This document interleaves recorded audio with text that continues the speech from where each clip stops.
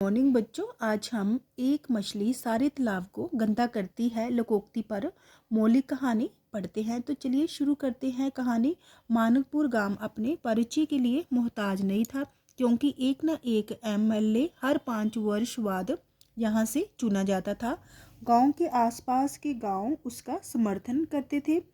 चुनाव के बाद वह जी जान से आसपास के क्षेत्र की प्रगति उन्नति के लिए जुट जाता था। दूसरी तरफ मानकपुर में गन्ने की खेती बहुत होती थी।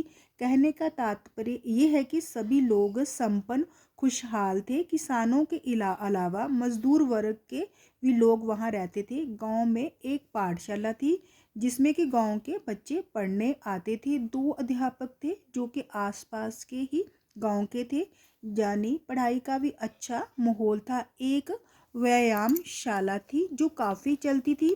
वहाँ पास के ही खेत में खेल कूद का प्रबंध होता था। ये गांव हर तरह से एक आदर्श गांव था।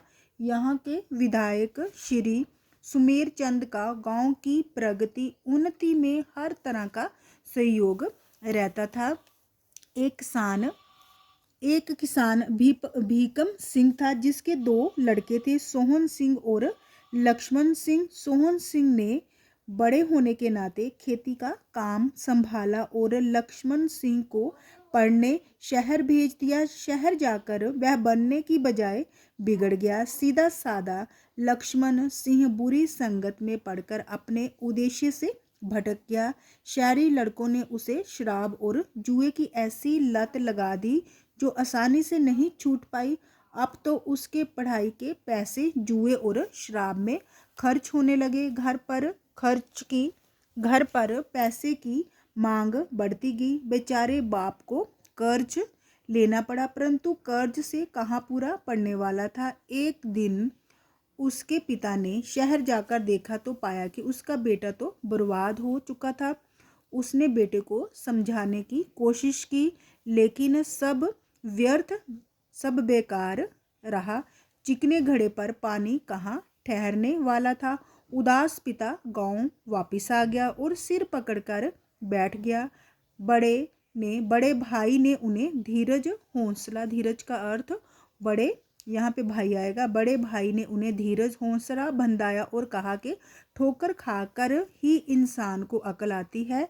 अतः उन्होंने खर्च भेजना बंद कर दिया। एक दिन लक्ष्मण सिंह गांव आकर अपने पिता और भाई से खूब लड़ा, लेकिन वे दोनों अपने निश्चय पर अटल रहे कि उनकी गाड़ी मेहनत की कमाई गलत काम में खर्च नहीं होगी। हार कर वह शहर लौट गया। अब वह सोचने लगा कि पैसे आए तो कहाँ से। आखिर उसने चोरी करना शुरू कर दिया। एक दिन जुआ खेलते पुलिस ने उसे पकड़ लिया। गांव के प्रधान जी ने और उसके पिता ने आकर जमानत कराई। ये उस गांव को पहला धब्बा लगा कि गांव की इज्जत खराब हुई।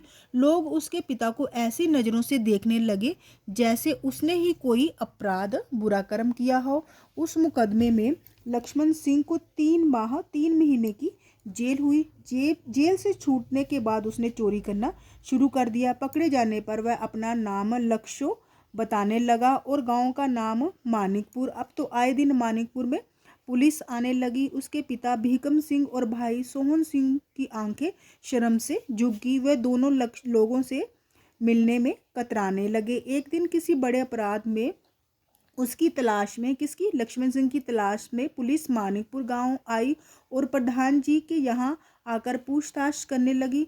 पुलिस के चले जाने के बाद दूसरे दिन गांव में पंचायत बिठाई गई, जिसमें विधायक जी को भी बुलाया गया।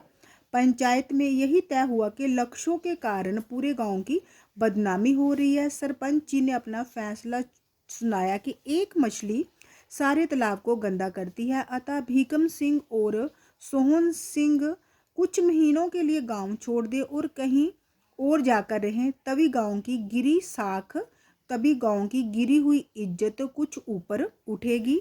पंचायत का फैसला स्वीकार कर भीकम सिंह और सोहन सिंह कहीं अपने रिश्तेदारों में जाकर रहने लगे। तो यहाँ पे यही लोकोक्ति चरितार्थ होती है कि एक मछली जो है सारे तालाब को गंदा करती है। एक बुरा व्यक्ति होने से, परिवार में एक बुरे व्यक्ति के होने से पूरे परिवार को धब्बा लगता है।